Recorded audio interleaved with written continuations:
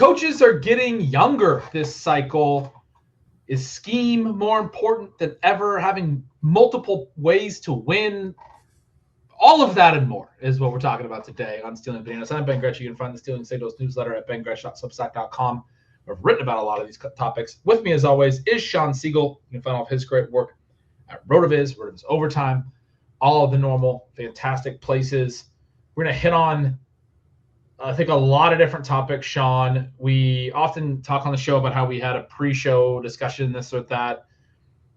Sometimes we talk about the things that we're going to talk about on the show a little bit too in-depth before the show. Probably never before like today, where sometimes when we talk for a couple hours before the show, we're talking about a whole bunch of different stuff. We started talking today about your beloved Kansas college basketball. We were talking a little bit about, and we got into these topics, and I multiple times was thinking I wish we had just sort of hit record and then maybe try to chop it up or something and figure out how to take some of these segments and insert them into the show. As you put it, as we were kind of winding down all these interrelated topics, there's about 6 hours of content here. We're going to have to just hit record and see what we get to and what stuff we actually hit on and what stuff we don't. We'll do our best to cover all of it. As I said, I've written about a lot of this since the end of the season, some look back stuff, some of what I think are the bigger themes for the season, including a post that is called Scheme is More Important Than Ever, another one about different ways that the 2025 season was transformative in the NFL, a few other posts as well that talked about things that you and I have talked about as well in our last show, and including the degree of parity that we have in the futures odds and Super Bowl odds going forward, and the fact that the 2025 was decided by two teams who had extremely long Super Bowl odds coming into the year, and both of the runners-up in both conferences, the final four teams, none of them were, I believe it's like top 10 in futures odds this time last year. All the teams that were the favorites, the Chiefs and the Eagles and the Lions, they all missed the playoffs. The Bills made it. The Ravens didn't. There's a bunch of teams. Sorry, the Eagles made it, but they didn't go deep, and the Bills made it, but they got a little closer to maybe making a run all the way. But that old guard, that we think of as the best teams, didn't have a great 2025, and sort of a new guard came and bubbled up, and we saw additional teams that we haven't mentioned, or I haven't mentioned yet, the Bears and the Jags, and some of those teams with new coaches have good years. And so there's so many interrelated concepts as far as what mattered in 2025. And then the key thing that we're going to try to focus on is what we think is going to matter in 2026. And, a lot of what I've written about and talked about is related to the sport itself. Obviously here we'll try to keep it on how to play fantasy football going forward. I mean, that's the key. As we were talking before, I was sharing, some different little thoughts and rants with you, and then you're doing a really good job of spinning that back to how do we play that in fantasy? And we're talking through some of those things. So we're going to get into all that stuff. Lot to cover, lot to discuss. How you doing? Good. It's always interesting to hear people's general responses to the Super Bowl and to hear the casual fans' response, which was, it seemed to me, Ben, that this was a horrible Super Bowl. And I think that there's some truth to that. We'll see if this is the direction that things go with the evolution that you have been so good at discussing. And the thing that for me is interesting about the Super Bowl is not necessarily to break down all the nuance of that game, certainly by this point in the week and the rotation of the schedules and whatnot. People are going to have worked through those things. But the bigger picture of what these teams did and what they were good at, and certainly for the Patriots, perhaps this interesting contrast between Mike Vrabel winning Coach of the Year, Josh McDaniels winning Assistant Coach of the Year, what certainly appear to be at least okay decisions throughout the playoffs to simply go into a shell and not make mistakes and let their opponents beat themselves, get into a Super Bowl where even though Sam Darnold was playing poorly, he wasn't playing poorly to the level where the game was completely given away. And we see that they have a lot of limitations. Now, we knew that coming in. I think the Patriots knew that. And it's one of the reasons that they have approached things the way they've approached them. But it is fascinating to be in a post-Super Bowl game environment now where you have a QB who barely loses the MVP, or you have an assistant coach and offensive coordinator who wins the big award. And now that we have this big contrast, super easy schedule in the regular season, super hard schedule in the playoffs. And to be clear, it was a brutal, brutal schedule in the playoffs. We have plenty of reasons to believe that the Patriots offense itself is not a strength and that they approached it that way. And so it's weird to be in a post 2025 environment where in many ways the most provocative team, certainly a team that won a bunch of awards, a team that does appear to be on the rise. And clearly, even with the Super Bowl result, the Patriots are on the rise. But that so much of what they got credit for is not actually something that they're good at right now. They may be in the future. Drake may, and again, it depends too on just how injured he was, right? And maybe even how injured Sam Darnold was, who kept missing a wide open Cooper Kupp throughout the game. But you have this dynamic where you have two teams that wanted to lean on their defense playing in the Super Bowl. You have the team that has more ways to win, this element that you touched on in the intro. They can actually run the ball a little bit, in part because they have an explosive back. They have Kenneth Walker, who now looks like a very different player after the postseason than he did coming into the postseason, even though his peripherals always suggested he was this guy. Versus what the Patriots have done at the running back position, where they are in developing their offense, but also then how that washes back on this hiring cycle where, and as you mentioned to me, there were more young coaches who were the story of the 2025 season than there were coaches like Vrabel and McDaniels. But certainly you have a pretty clear contrast between what the Giants have done, which seems to be a little bit more of a Patriots-esque approach. And I'm sure the Patriots fans themselves right now will be like, no, our coaches are better than what the Giants just hired. But there is a little bit of a blueprint there, especially I think when you have Jackson Dart potentially filling the role of a Drake May versus the direction all of these other teams went, where they seem to be leaning into more this idea that their coaching staffs could be a big part of making the difference as they try to vault from this group. I mean, Ben, you mentioned how, we have, 15 to 20 teams that look like legitimate Super Bowl contenders. The teams that are not, the teams that are hiring these coaches have made the statement, generally speaking, that maybe their coaches will be the ones who elevate them for next year. Now, again, the question is, are you in the position, well, number one, is your coach good? But even if you have hit, like which teams are more like the Chicago Bears where hitting is going to matter, and which teams are more like the New Orleans Saints where hitting is going to still leave you with a terrible team, but one that now has some hope for the future? Yeah, that point about multiple ways to win, that, as you said, I mentioned in the intro, you mentioned that pre-show, and I think is a really good, that's the one I think I'm going to come back to as the way to summarize a lot of the different things that we're talking about, the things that I haven't liked the way that I've been framing it by saying scheme is more important than ever. I didn't really know how to articulate that as well. I always love talking to you about this stuff because you're really good at doing that, coming up with like a good little tagline.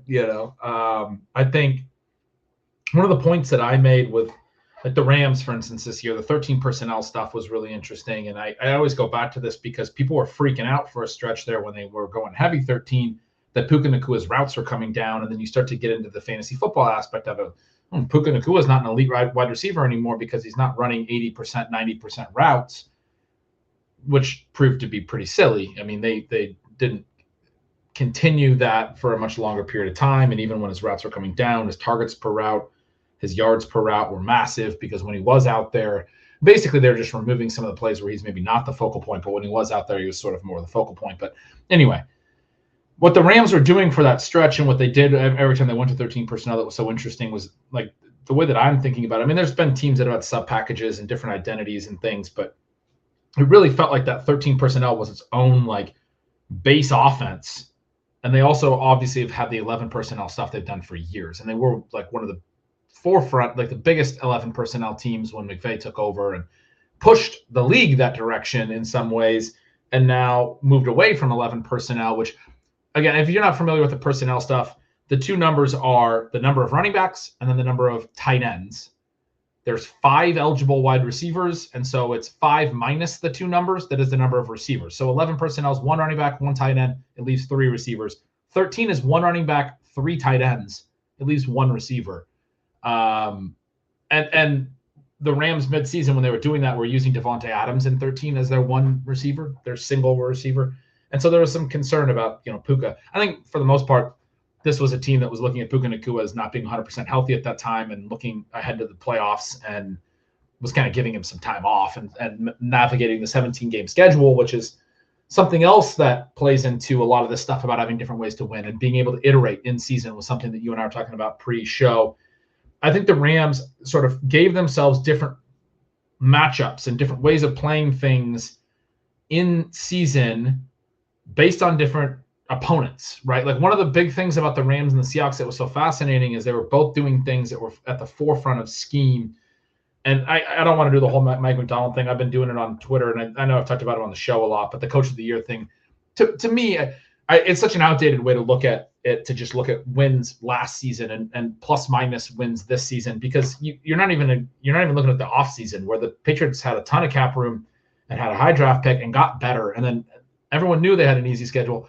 Coming into the season, they had a win total of 8.5 and was being bet, I think, decently to the over. At least I know the Seahawks had a similar win total, but was being bet more to the under, at least from what some people who know that stuff better than me were replying to me and letting me know. So the forward-looking sort of expectations for the two teams, Seattle and New England, were very similar. And yet people were very caught up in my replies when I talked about the Coach of the Year comparison between McDonald and Vrabel on the fact that the Seahawks were a 10-win team last year. They got to 14-3, and the Patriots were a 4-win team. They got to 14-3. And I just don't see how that's relevant to the coaching job they did in 2025 when we have numbers that predict wins and losses for 2025 going into the season. And yet the part of that got me off on that tangent was talking about Mike Macdonald's scheme, innovation defensively, some of those things. One of the big parts of it was getting Nicky Manwari, their second round pick, the safety that allowed them to stay in nickel against these heavy tight end formations. So one of the big things that the heavy tight end formations were being talked about was it's forcing defenses into base defenses. And there was that conversation midseason with Greg Olson opined on Twitter and on some of the broadcasts about matching these personnel, and the team should be matching on down and distance more so than the actual personnel packages. But what we were seeing for a lot of the defenses was you put extra tight ends in the formation, defenses were subbing out into base, which is fewer defensive backs, 4 defensive backs, and you have nickel as 5, dime as 6. It becomes harder to run the complex coverage schemes, as far as I understand it.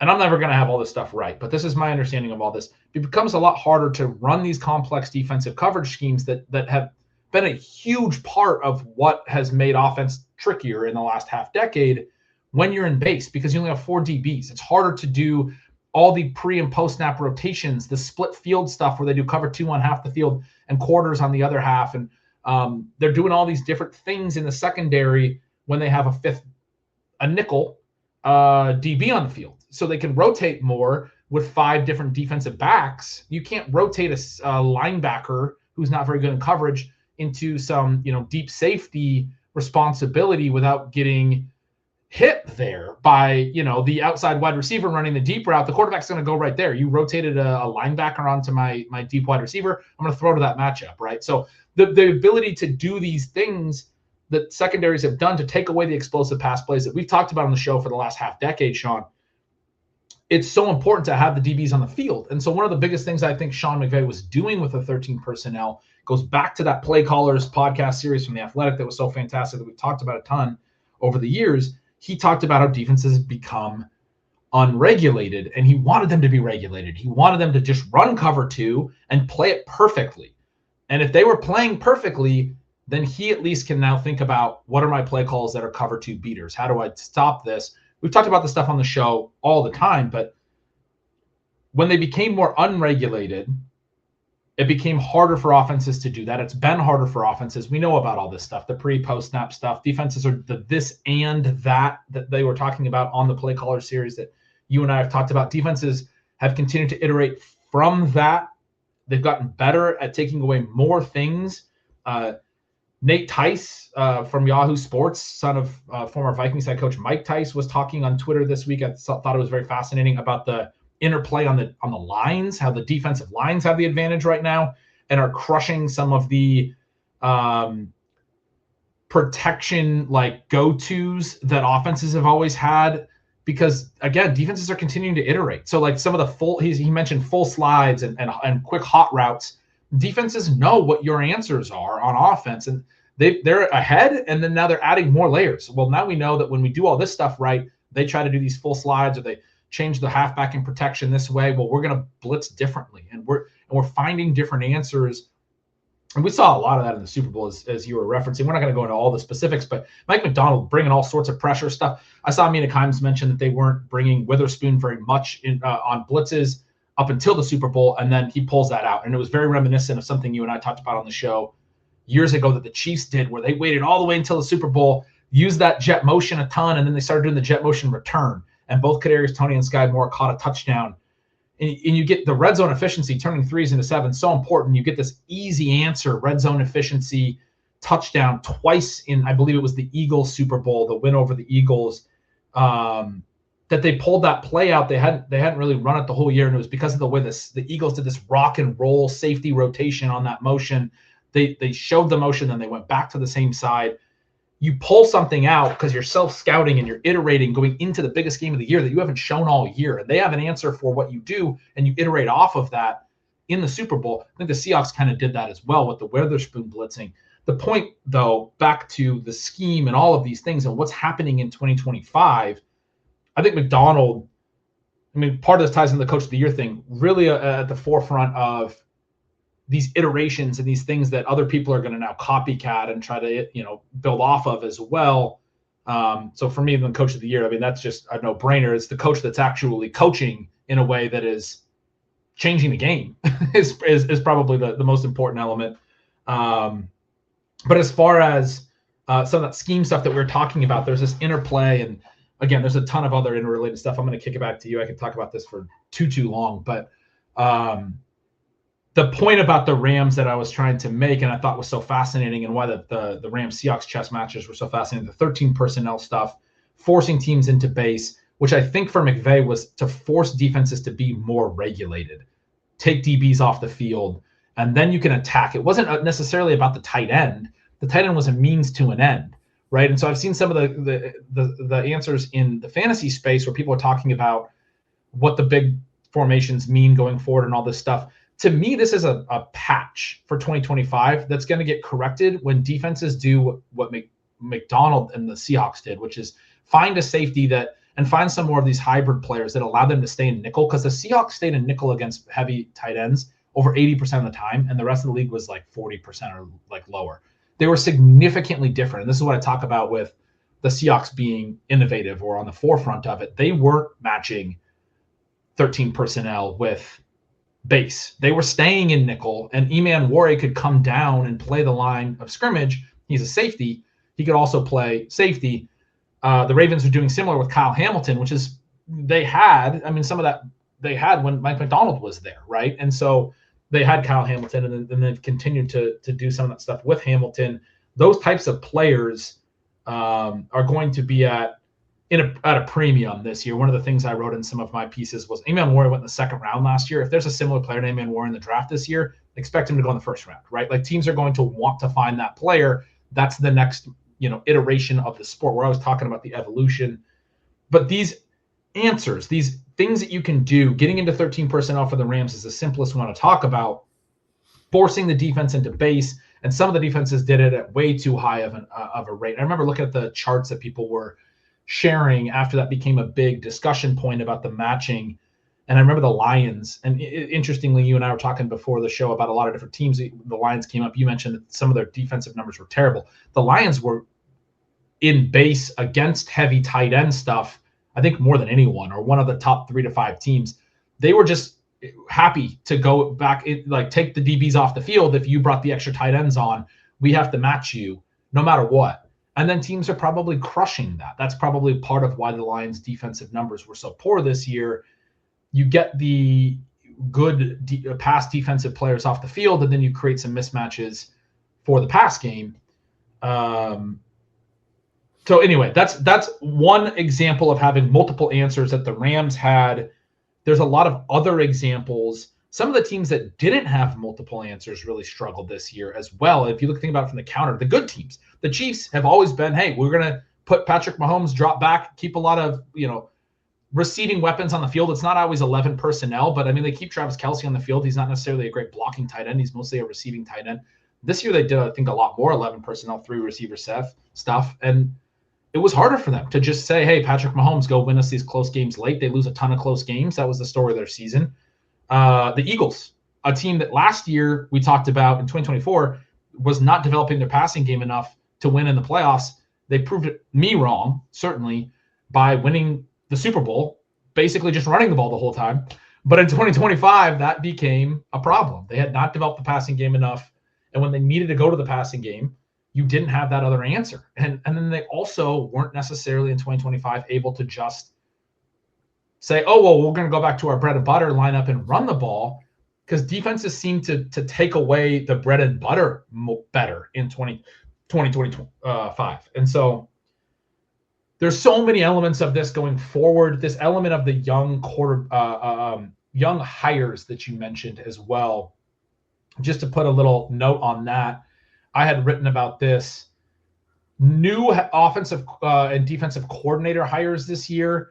I believe there were 12 that are under 40. I mean, it's got to be the most of all time. A lot of people have made a big deal about there were 10 head coaching openings, which was the most ever. And multiple of those are under 40 head coaches or young ones. Jesse Minter got the Ravens job. He's 42. Matt LaFleur, whichever LaFleur got the Cardinals job, is under 40. Joe Brady got promoted to the Bills top job at 36. 38-year-old Clint Kubiak got the Raiders job. There were several under 40 coordinators that got interviews for head coaching jobs. And then there's as young as Declan Doyle, the new Ravens offensive coordinator, 29. There's a ton of coordinators that got hired. When I wrote this, I have 10 listed here. Doyle, David Blau, Davis Webb, Sean Mannion, Tommy Rees, Christian Parker, Chris O'Leary, Brian Duker, and then 2 retreads, but still under 40 retreads, Drew Petzing and Zach Robinson. Since I wrote this, there were 2 more hires that I mentioned in my next piece that are evading me. But at any rate, there continues to be the Browns. The Browns hired 33-year-old. There's 3 more. Sorry, so there's been 13. The Dolphins hired an under 40 on both sides of the ball. Bobby Slowick, another retread, and then a 32-year-old defensive coordinator, Sean Duggan. And the Browns also hired 33-year-old Travis Switzer as their new offensive coordinator. So anyway, there's been, just to put numbers on it, there's been a massive response for these young coaches as well. So when we think about this idea of multiple ways to win, one of the things that I do think is fascinating, I think an important kind of counterpoint to the idea that anybody coming out of the AFC or any team facing the Seahawks defense is going to necessarily struggle. You mentioned the Rams and the different things that they can do. It's not just from a formation perspective, but the ability to lean on the run, to lean on these 2 running backs. One of the things that I think is fascinating, it didn't really work out for me this year, obviously, but that you have Kyron Williams and Blake Corum both having good seasons, both looking not really dynamic, but certainly functional and able to execute what they were asked to do in the offense, is this element where obviously they drafted Jarquez Hunter with the idea that they're going to add explosiveness in the run game. he's someone who is free in fantasy right now, and I do think you want to continue to maintain some exposure to. As you look at a second season, you think about what Blake Corum, who had limited impact as a rookie, what he was able to do. But the Rams actually were not stopped by the Seahawks, especially in their two matchups that they lost, right? You think about that playoff game, Matthew Stafford throws for 374 yards and 3 touchdowns, only takes the 1 sack, averages almost 11 yards per attempt. Puka destroyed the Rams in that game, destroyed the Seahawks in that game.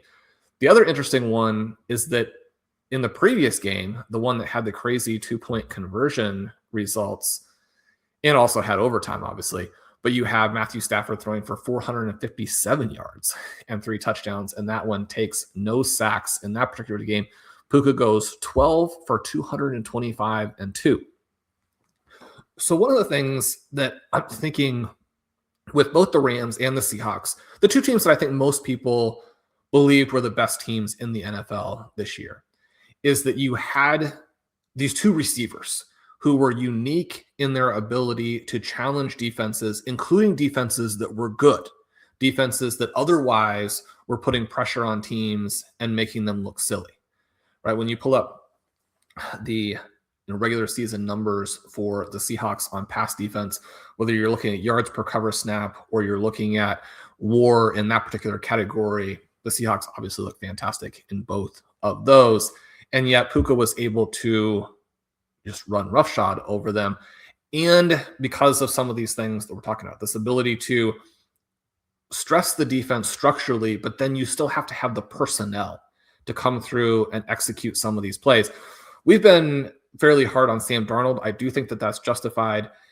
He was very frustrating in the Super Bowl. If he plays well, then the Seahawks do exactly to the Patriots what the Eagles did to Kansas City last year. And yet having that guy who can throw these downfield passes, right? When JSN is able to run these routes that beat the corner, then put pressure on the safety. You were talking to me before the show about, I think, again, referencing Mina and this idea of the receivers opposite him having incredible separation because of that gravity.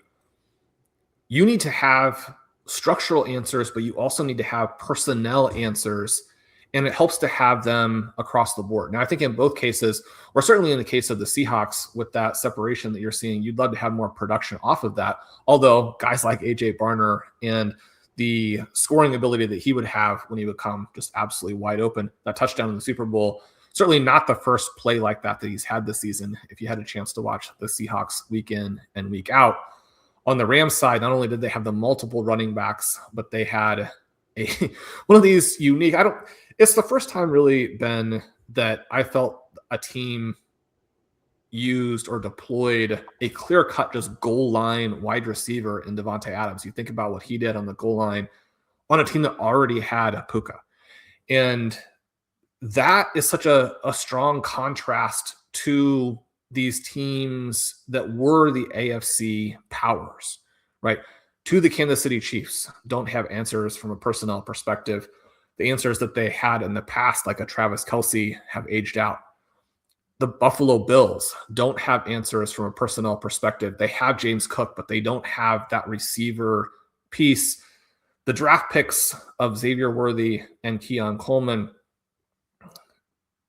at the very least, they didn't come through this season. Now, I still think one of those guys is probably going to be at least a useful piece. Coleman became a very controversial name just even in the firing and hiring process there with the Buffalo Bills, and who was responsible for that, and whether that was the thing that kind of torpedoed their entire Super Bowl run there. That part seemed overblown and unfair, but it's certainly the case that that's a miss and that the Bills didn't have the pieces to stress teams. And the Joe Brady hire is a weird hire, but if you want to make the argument that he is capable of stressing opposing teams in the way that a Clint Kubiak or a Sean McVay are capable of, your argument for why that didn't happen and why he's still a viable head coaching hire there would simply be that the pieces were not in place at all, and that everything had to be on Josh Allen, had to be on a James Cook. So you wrap that back around into what teams are looking at going forward and wrapping it back around to fantasy, it's interesting right now. No one has any interest in the Kansas City Chiefs running back pieces. It seems very clear cut that they will add someone there. But what the Bills do at the wide receiver position, whether or not Clint Kubiak is able to turn Ashton Genty and Brock Bowers into, I mean, these guys are going to and should go early again with Mendoza there as the expected pick at number 1. I mean, that's a fun name, right? We're not even getting into really the draft content yet, but a QB coming out who could completely change an organization there. If you don't have a Clint Kubiak, somewhat similarly to the situation with the Saints, I mean, those are the teams that I think have similarities, where the Raiders will probably still be very bad this coming season, and it probably won't be possible for them to go on a big run. I mean, the reason the Saints go on a big run at the end of the season is the other 3 teams in the NFC South are bad. You're not going to have that with the Chargers, the Broncos, and the Chiefs, and yet the Raiders are in a better position than the Saints. They have more talent. They also have a much we don't want to relitigate all of the Shook stuff, but they've got a bigger name coming in, someone who has a much higher ceiling, both as a rookie and for the long term for that franchise. And right away, once you add a viable coach and a real QB, the Raiders now have personnel who could challenge. And that part, I think, is fun when you think about where they sit compared to, say, the Chiefs, compared to the Broncos, with the big problem that the Broncos had this season on offense as well. And that seemed to be reflected both in some of the personnel things they did down the stretch and what they decided to do at the offensive coordinator position. Talk all the time about Sean Payton and this Joker element. The Broncos very clearly didn't have matchup pieces. They have a solid veteran receiver in Cortland Sutton, who is a problem because he's not amazing at getting open, and then he does nothing after the catch, right? So when you're thinking about the Broncos and if they're play calling has the personnel to do both sides of it. That's the reason that the NFL is so fun, right, Ben? When you have 11 guys out there on the field at the same time, you have offense and defense. You have, as you mentioned, this element where scheme matters more than ever. And yet, has your GM given the coaching staff the pieces to really win that chess match? Some of these teams, especially, again, the Rams and the Seahawks, have chess pieces that make some of that possible, where I'm sure there are coaches out there going, yeah, I mean, we're running some of the same stuff and we can get some of the same looks, but we don't have the guys who make it happen. Which is, again, one of the reasons why I think that JSN and Puka should have been the guys in that conversation for the MVP. Yeah. And I saw some people that are baffled that JSN won Offensive Player of the Year. It's such an open year that I think the award stuff is really interesting too. Puka ends up with a little bit better stats. I'll just point out that Matthew Stafford was the quarterback for Calvin Johnson's legendary season. He was the quarterback for Cooper Kupp's legendary season. In my mind, 2 of the 3 or 4 best receiving seasons ever. I mean, I wasn't around for Jerry Rice's best seasons. You got to probably throw Randy Moss's 23 touchdown season in there. And then the year that Jerry Rice had 20-something touchdowns in like 14 games or something. I mean, but other than that, I mean, Johnson had the most yards ever. And then Kupp's for me is that he then went on to be even better in terms of fantasy points per game in the 4 playoff games they played, and he won Super Bowl MVP. So if you think about the fact that he played 21 games that year, I mean, his Kupp season might be the best wide receiver season ever. Anyway, we're not ranking best wide receiver seasons ever, but Stafford was the QB for multiple of those. And then for Puka's rookie year, which is the best rookie receiving season ever, like objectively, statistically. And then you even look at just like some of the stuff like at the tail end of Calvin Johnson's career and after Johnson was gone, like that he got out of Golden Tate relative to the rest of Golden Tate's career. Stafford's always elevated players around him, receivers specifically, which is not to knock Puka in any way, because Puka's insane, but JSN just made Sam Darnold a Super Bowl champion. We're going to talk about Darnold a little bit more.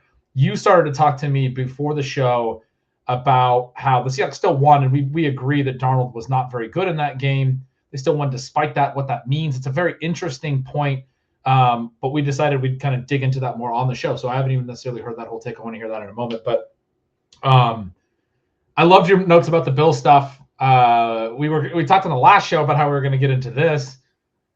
So you're telling me that you don't think it was good process that Pegula in the press conference rushed to Bean's defense, that he wasn't the guy who wanted Keon Coleman, and then promoted Bean and put him in charge of the hiring process, and then Bean hired the guy who immediately it became clear wanted Keon Coleman the most, and then Joe Brady's like first interview or press conference, he had to say, yes, I really wanted Keon Coleman, and then everyone said, well, at least he's a man of his word. That makes sense somehow. Yeah, it's tough. It's tough, right? The situation there, you need to hire the best guy, right? You need to hire the best person.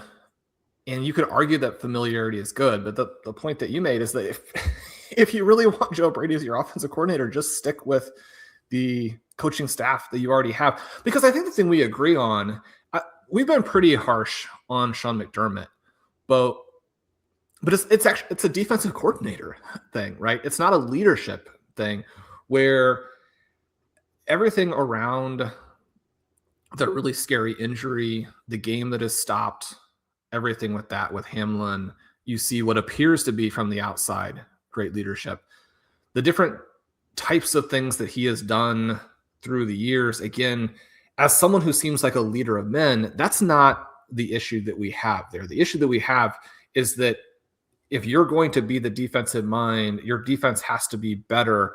And it's interesting, again, because this kind of comes back to this personnel idea, like who should have been fired. If you really like Brady and maybe you are split a bit on McDermott, the really clear-cut thing, and you had kind of mentioned this to me, is that maybe you just need better defensive personnel. Because you can make the argument that the defensive personnel for the Bills or the defensive results for the Bills may have maximized what was lackluster personnel. Because when you go in and you look at some of the most important things, like being able to stop the pass, the Bills are pretty good. Now, what they did was give up the run game almost completely. That can be a tactical choice that arguably makes some sense.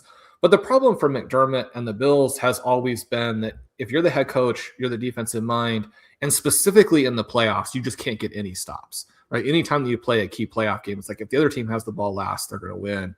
That simply won't work. It's a huge contrast to what we're getting with a Mike McDonald, what we're getting even with these other teams in the AFC. I mean, the Patriots able to get stops, the Texans, the Broncos, the Chargers. I mean, getting stops wasn't the issue for them. You have to, as the coach on that side, to be able to build that type of team, or eventually you have to move on and let someone else have a chance at it.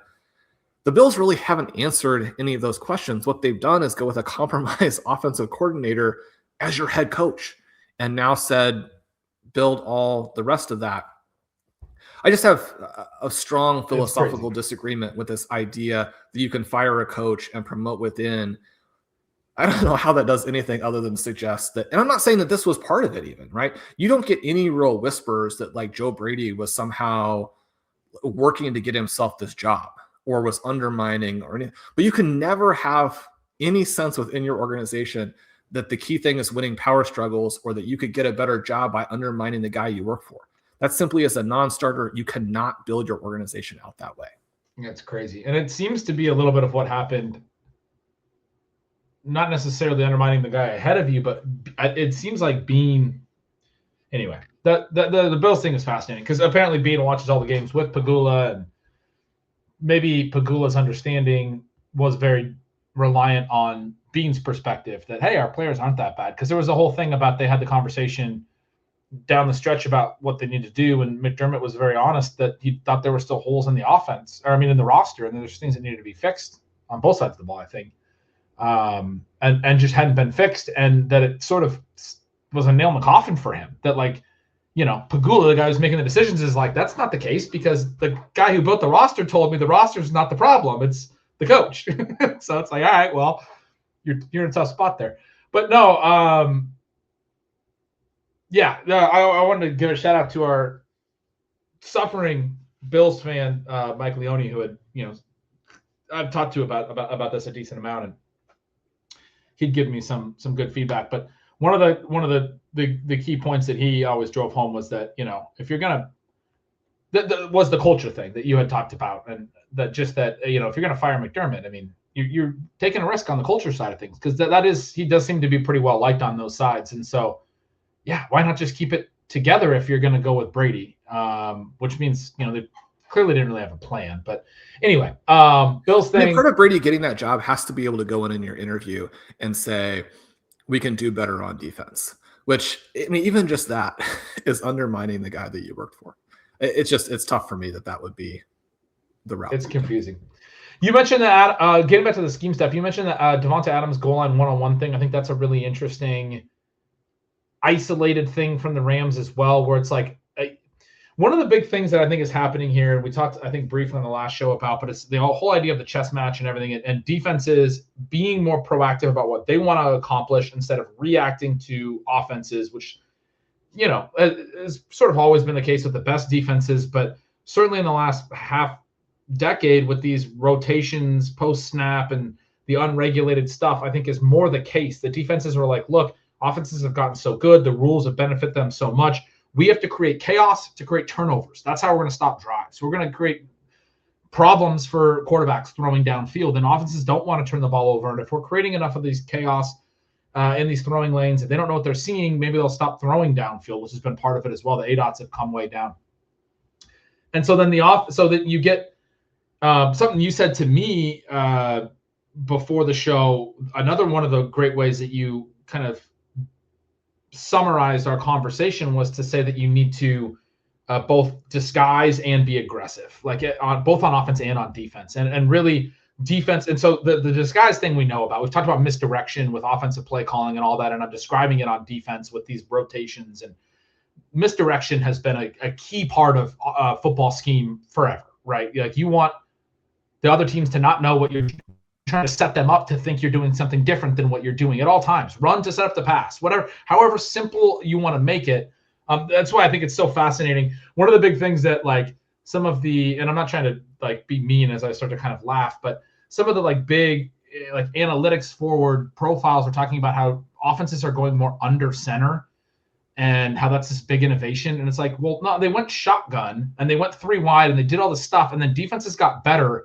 And now they're going back under center because that's how they can make the run and the pass look the same. That's the whole point about going back under center, is now we can marry the run and the pass. That's what all the coaches are talking about.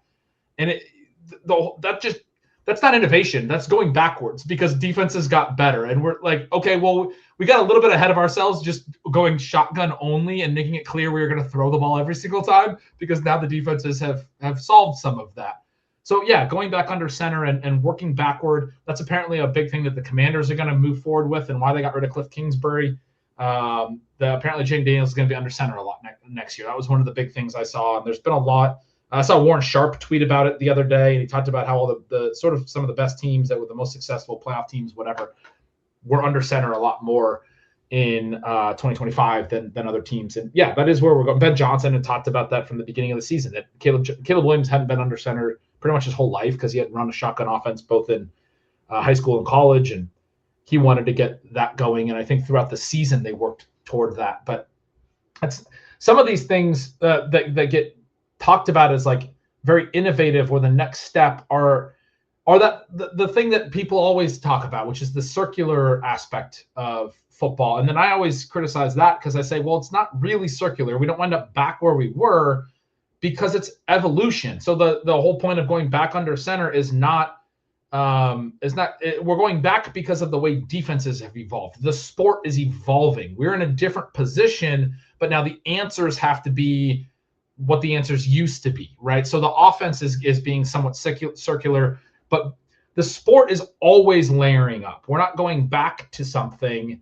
We're finding we're finding answers to new problems, and those answers look like answers of old because there's only so many different schemes and formations and things that can happen in the sport. But anyway, as we get into these different things, and as defenses are more proactive and more aggressive about the things they want to do, I do think you're going to see some of the stuff that impacts fantasy. The Adams goal line one-on-one thing. Defenses they're afraid of McVay. He used to run at the goal line all the time. They're afraid of him running all the time. They go into a certain defense of look, I assume. I don't know all the details on this, but you get down inside the 5, I assume they're not double teaming on the outside, and Adams always gets the one-on-one, and he's the player. You mentioned you have Puka on the team, but Adams has always been the guy that other receivers around the league get asked, who do you mirror your routes after? And without question, it was always Devontae Adams, that whole generation, the last 10 years. And I guess Keenan Allen was the other one. But it was like, these guys are the best route runners in the NFL. The other best route runners thought that of them. And that's, I think, why they brought in Adams, was for some of those things. And then it's understandable why down inside the 5, if you want to take advantage of one-on-ones on the outside and do a bunch of timing routes and these things, that the Rams decided that Devontae Adams was the answer for that scheme. So again, when I talk about like scheme being more important than ever, part of it is like personnel and matchups. And I don't necessarily know all of the correct terminology or what have you, but the point is these more segmented, like whatever, like sub answer, like we talk about sub packages, and it's like, this isn't a universal answer, but it's an answer for this specific one little tiny problem. And I think that whole idea, because it's because defenses are more aggressive and they're going to do what they want, and they're able to take away so much right now. Obviously, offense, defense, the chess match has always been about finding answers, but there's this whole thing about, breaking the rules that the opponent is doing. Both sides of the ball, you mentioned that disguise and aggression thing, both sides of the ball being so aggressive right now is forcing more innovation and more iterating than ever and quicker than ever. And so we're seeing like the sport be so fascinating. You mentioned AJ Barner being wide open. And if you watch the Seahawks, you saw that a number of times this year. We did. I think back to the Rams game where they did the half boot throwback, which the Rams had done to the Jaguars earlier this year. I wrote about this in one of the posts, the postseason posts. But they try to sell it. So obviously both these teams, they pair the run and the pass. They try to sell the play action rollout, but it's a half boot where the rollout stops like right at the tackle instead of rolling all the way outside the offensive line. And then the quarterback just kind of plants his foot and throws back to the other side of the field where there's a tight end leaking across, because you can't roll all the way out and throw all the way across. But if you sell the boot to like the left side of the field, throw back to the right, which was the one that they did with Barner, they were able to get Barner as the farthest right player on the field and also create, with Darnold's half boot, enough leverage for him to make the throw back across the field. And Barner's wide open for a long touchdown. The reason, this is one of the biggest reasons I say scheme is more important than ever. Those types of designs, the misdirection and pairing those things, in a world where defenses, we've been talking about for a half decade, Shawn, what's the offensive counterpunch? What are these things going to be? And there's been a lot of conversation about that offensive counterpunch. What defenses have done and what we have talked about and how we've framed it with the cover 2 shell and the rotations is take away explosive passes and explosive plays. Robert Saleh talked about it in that play caller series. You compare it to boxers. You can take their jab all day. You don't want to take their haymaker. You want to stay away from their uppercut. You don't want to get knocked out. Those 2-play drives. This all came from Patrick Mahomes and Tyreek Hill, pretty much, right? Like Patrick Mahomes used to be able to just throw the ball over the top of everyone, and football was fun. And now it's not fun anymore because Patrick Mahomes broke the sport. He ruined it. He could throw the ball 65 yards, and Tyreek Hill could run beyond everybody. And then defenses were like, look, we have to stop that. We can't let them score so quickly. And that basically happened. And Josh Allen, too. I mean, when he came out, his ADOT was like 12 the first few years, and then he had to learn how to throw underneath. And kind of in real time, his ADOT would come down, and he wasn't as accurate, and then he developed that accuracy. So fascinating to see his progression as a quarterback, but he's obviously one of the very best in the entire world now. But that element of, hey, we're just going to throw deep and then, run the ball or whatever, led to, in some ways led to the defenses are trying to take away the explosives. It's so funny because I paused there because we were just talking about how some of these teams, that's their whole offense again. That's where they're getting back to, where one of the fascinating things about the Seahawks is they had the 30th pass rate over expected in the NFL, despite everyone talking about how good Darnold was on a per attempt basis and the run game not being very good. They still kept running the ball over and over. And for me, there's a volume point here of the Seahawks were protecting Darnold. He still led the league in giveaways, by the way. They weren't putting him in any obvious passing situations. They're trying to keep him only in exclusively non-obvious passing situations. Only, again, this idea that people have sort of mocked for years about running to set up the pass and marrying the run and the pass is clearly become important again in the sport. they're running and running and running and making you respect the run, even though they're running not that efficiently at times for Seattle. Then they're doing a play action off of that to get the one-on-one or to get the easy throw for Darnold, and he still manages to lead the NFL in giveaways during the regular season.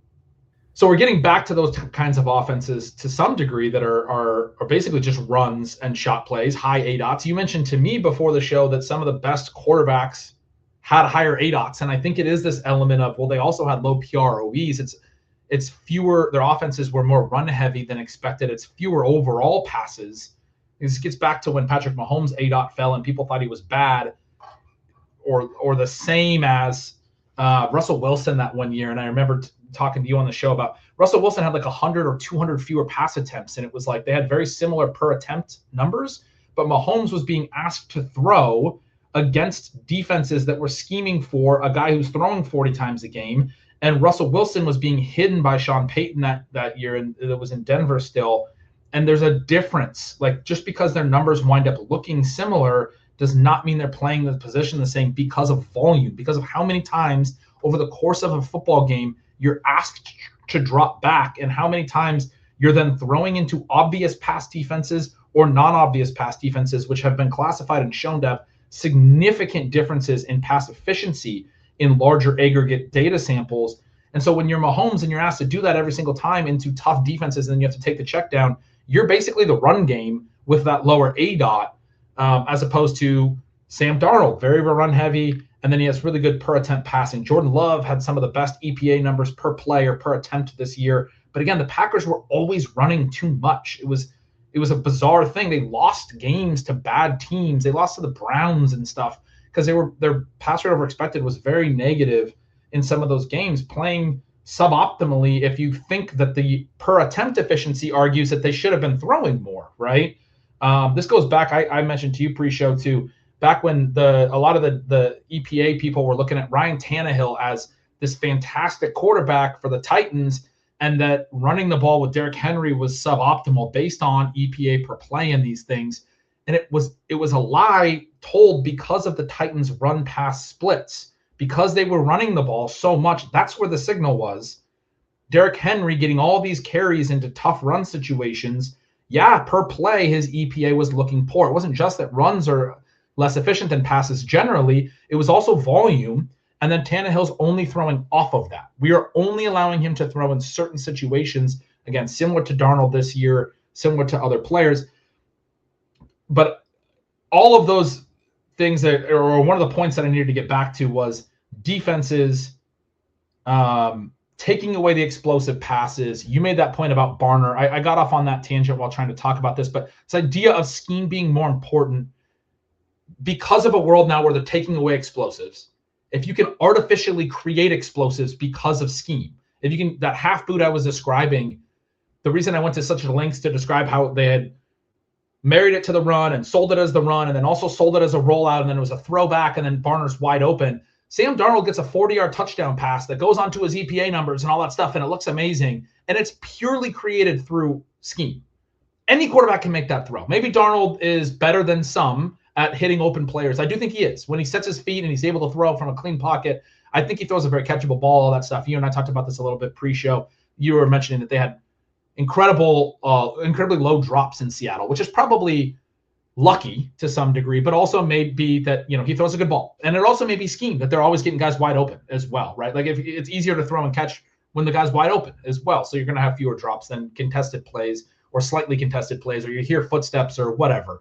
But that Barner wide open play, again, it gets to this point of scheme being more important because defense's whole point right now, they're taking away that haymaker, they're taking away the explosives, they're rolling safeties, all of these things. If I can scheme up all of these looks, if I'm Ben Johnson or I'm Liam Cohen and I can do these things and I can get whoever wide open repeatedly. And Travis Etienne had a 3-touchdown receiving game. And then the next week, Bashal Tutin had the receiving touchdown, and everyone was like, oh my God, I saw like 5 scheme people breaking it down. This is the most creative thing ever. They did like an orbit motion with Travis Etienne, ran Bashal Tutin behind him. You draw that play up, and everyone on Twitter is talking about how great that scheme is. You've artificially created an explosive, a passing TD, a little bit more of a vertical play, which is exactly what defenses are trying to take away. That's why schemes are so important, because those are the plays that are so valuable, that are a lost cause, an endangered species in offenses now, and you're creating that from the sidelines, from the X's and O's board. I mean, that's massive. That's so important right now. This idea of disguise and attack, I think, is so much fun, and it just applies equally on both sides of the ball. We think there about, you mentioned the Packers and how much they run the ball and accomplish similar things. Were they playing suboptimally, or were they unlucky? And it's interesting in terms of where people are coming down on that to this point with the futures odds there. You and I were kind of saying we easily see them as a potential last place team in the NFC North next season, in part because the other three teams are potentially so good, not because we're saying the Packers themselves are bad. But it's interesting that they have the best odds of any team in that division. I was talking about some of the things that the Bills do, and this idea of multiple ways to win and what happens when you capitulate against the run. So when you look at yards per cover snap for past defenses last season, you see the Seahawks and the Bills in a pretty similar area. The Seahawks are better, but both of those teams are in the top 5. But the Seahawks create pressure in their pass rush. They also stop the run. Those are things that give them then more flexibility to do things on defense than what the Bills have, where the Bills' approach is mostly a broader strategic approach, where they're saying, again, limit the explosives. And then you look at something like the interceptions, and we know that some of these stats are going to be a lot stickier than others. And yet, how much do we want to emphasize the lack of stickiness for things if it also seems fairly straightforward that the defenses and the defensive coordinators are creating opportunities with things that they're doing? So, for example, we think about some of these young coaches. We think about how successful their teams were this season. The Bears lead the NFL with 23 picks. The Jaguars come in second with 22. The Bears especially are maligned a bit defensively, but their point here is that we want to attack on defense, not just stop the other side. Texans 19, Chargers 19, Seahawks 18. Those are the top 5. There are only 8 teams with even 15 interceptions. You go down to the Bengals at 13 and number 9. I mean, you're talking about teams that are separated from the pack in terms of what they're able to accomplish attacking-wise. You think about the Jaguars, you think about the Texans, the Chargers, the Seahawks, and how not only are they limiting teams on a per-play basis, but then they're using that as a platform to not just slow their team down and force them to create a lot of plays, but to, you say counterattack or just straightforwardly attack, where they're creating big plays on defense and making things very, very difficult for the opponents. You want to have multiple ways to win on both the offensive side of the ball and the defensive side of the ball. You think about some of these teams that lost close games and that maybe we're expecting to be better next season. It's interesting because the Bills finish up with only the 9 picks. They're not creating really any difficulty for teams. They only have 4 drop picks. You can say in terms of like the bouncing back, the Packers only have 7 picks, but they dropped 12 of them, right? So there were some additional opportunities. But again, the combination of picks and drop picks for the Packers just adds up to what the Chargers, Texans, Jaguars, and Bears had in terms of interceptions overall. You think about the Chiefs, another team that's actually very difficult to move the ball against. They don't give up a lot of points, but how much pressure did they actually cause? Just 9 picks. And this ability to be multiple and aggressive as opposed to simply being in that group where you're forcing a lot of that's going to come back to personnel. But one of the things that's interesting with the Seahawks is that while there obviously is an emphasis on the defensive side, it's not like they have a ton of first-round picks on the defense. That's one of the things that folks like to talk about there. There's certainly a fit and a schematic element, but then this multiple and attack. We think about teams like the Bills, but also the Chiefs. The Chiefs with the running game this year, and where sometimes they're saying, okay, we're going to take some pressure off Patrick Mahomes. We're going to take what the opposing team gives us. There's a huge difference between taking what the opponent gives you and attacking. And when we think about these teams that are able to do some of the things within the running game, you think about all of those big games with Swift and Monongai, especially combined when Caleb Williams is struggling a bit. That's even a team where you're probably questioning the actual talent level of the running backs. You think about what the Colts were able to do before the Daniel Jones injury, where first half of games, best passing offense in the league, second half of games, best running offense in the league. You have Jonathan Taylor absolutely eviscerating defenses in the second half. Once that pressure has been put on, you want to be able to do those things and marry them both from a play-to-play perspective, but a half-to-half perspective. You want to be able to have a global strategy that allows you to be multiple and aggressive, but then you want to have tactics within drives and games, quarters, has what have you, where you can be multiple in all of those instances as well. And it's not just being able to manage the moment on a play-by-play basis, but one of the things that I like about the Seahawks is that it takes a very different thing to beat the Rams than it does to beat the Patriots.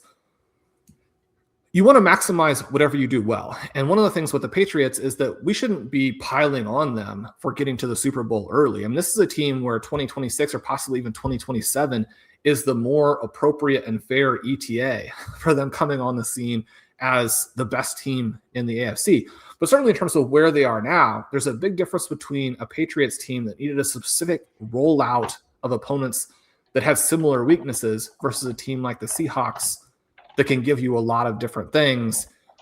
And I think that's going to be the fun thing as we look at these 20 or so teams that have decent odds for next year, but even looking at those 12 teams maybe who made these hires and how quickly they improved. Some of them are going to have easy schedules like the Patriots did, maybe not quite to that extent. We were mentioning how just the Raiders are going to have to play 6 games in the division that are brutal.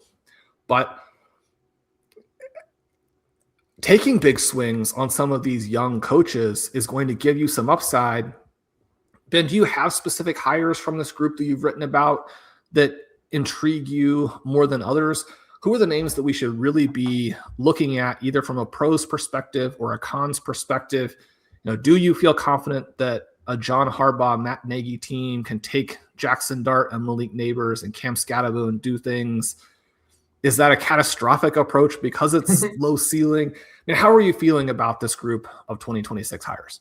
Yeah, I haven't gotten so far as to dig into a lot, because a lot of the names are first-time coordinators, and it's kind of hard to know what to expect. And that's going to be one of the big challenges, I think, of the offseason as we talk about, scheme and these things mattering more.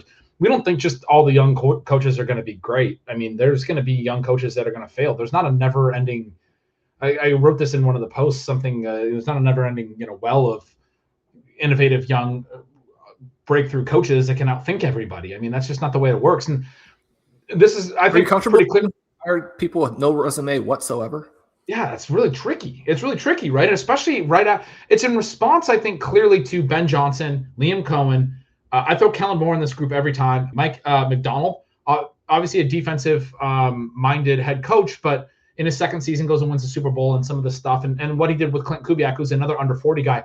All those names I just mentioned are now head coaches, including Clint Kubiak. Liam Cohen's the oldest at 40 right now. And so he got the job last year when he was 39. The others are all under 40 still at this moment, or at the moment I wrote this. I just, looked it up. And Cohen, I was curious. I didn't know their ages, but Cohen was the senior, the elder statesman right at 40. Mike McDaniel is one, as you ask, like which ones I actually know about or think about. I mean, he's now the old, well-polished 42-year-old offensive coordinator of the Chargers. The fact that Jim Harbaugh, who I think is different than Mike McDaniel in a lot of ways, viewed Mike McDaniel. First of all, we think Jim Harbaugh is probably a pretty smart and pretty good coach. Viewed Mike McDaniel as the answer. It's weird because I think similarly about John Harbaugh, and the answer with Matt Nagy is so hard to understand. The Chiefs pretty clearly just wanted to be rid of Matt Nagy as his contract expired, did not want to renew him. And we're talking about, he should get a head coaching job. But even though he didn't get one, they didn't want him back. They weren't going to, hire him back. And I think a lot of the ways that the Chiefs offense probably got stagnant and wasn't iterating enough. I mean, that's the issue with the NFL right now. So everything I was talking about with the iteration and having different answers and all these things, how that relates back to these young coaching hires. I mean, I think it's a response to the young guys who have done really well, but it also is this element of, I think it's evidence that the sport is evolving quicker than ever before. The way that I was thinking about it is I graduated with a finance degree in 2009. In 2008, the fall of 2008, the global financial market collapsed. I had a teacher hold up a textbook and say, and performatively also hold up a trash can and throw it in and say, none of this is useful to learn anymore, and we're going to become a current events class. Your new textbook, this is the middle of a quarter in my senior year of college. Your new textbook is a Wall Street Journal. I'm going to need everyone to get a subscription, and we're going to talk about the current events. This is going to become a current events class. It's like, oh, cool. I graduate. There wasn't any jobs in finance. This is why I do fantasy football for a living.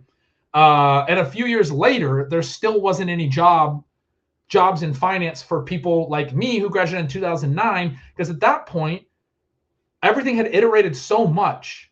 Everything that I learned in my finance degree was worthless. It was trash. It was up until my senior year, I was taking classes about the old way. And then the whole financial world got dropped on its head. A few years later, you have new graduates in 2011, 2012, 2013, who their whole schooling was all of the years after the event, right? The chaos event, the Taleb, he talks about shock to the system, right? Like I was the most fragile hire you could make at that point. In 2011, I didn't have any great job experience over the new graduates in 2011, and because there weren't good jobs in 2009, and I also didn't have the knowledge they had of 2 years of schooling post shock to the global financial system. I do think we just saw something very similar in the NFL. I think what we see is the defenses have changed the game so much in the last half decade, and we've been talking about it since then, Sean. And I think a lot of people agree. There's a lot of people that still don't talk about it that way, but it is a fundamentally different sport just in the last 5 years than it was ever played. And that this was a shock to the entire way that the sport is played. There was a line drawn in the sand where defenses said, we're not going to, the way that I describe it sometimes, I don't know if this is the exact thing, but something definitely was a line in the sand. But the way I describe it is pretty much prior, it was always, we have to be tough enough to stop the run, and then we'll figure out how to stop the pass. And then now the foundational principle is we have to stop the pass, stop the explosive pass, and then we'll work back to the line of scrimmage from depth. We're not going to start the line of scrimmage and be tough and then work deep and get thrown over the top of. We're going to start in the secondary. Those are the answers we have to have. The most explosive offensive plays, stop those, which makes sense. That's what the analytics movement was on offense for years. Teams should be throwing more. They should be throwing downfield more. Air yards are great.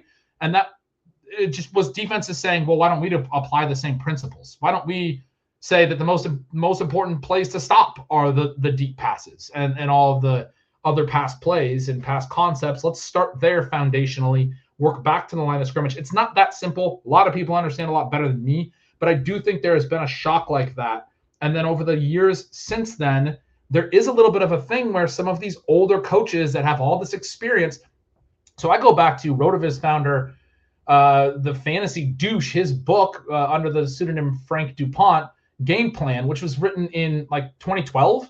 And I use this in some of my recent writing, but he talks about in poker when the shock to the system was online poker and the online poker boom, and around 2005 when Chris Moneymaker won the World Series of Poker. And he talks through in the years from 2005 to 2012 when he wrote the book.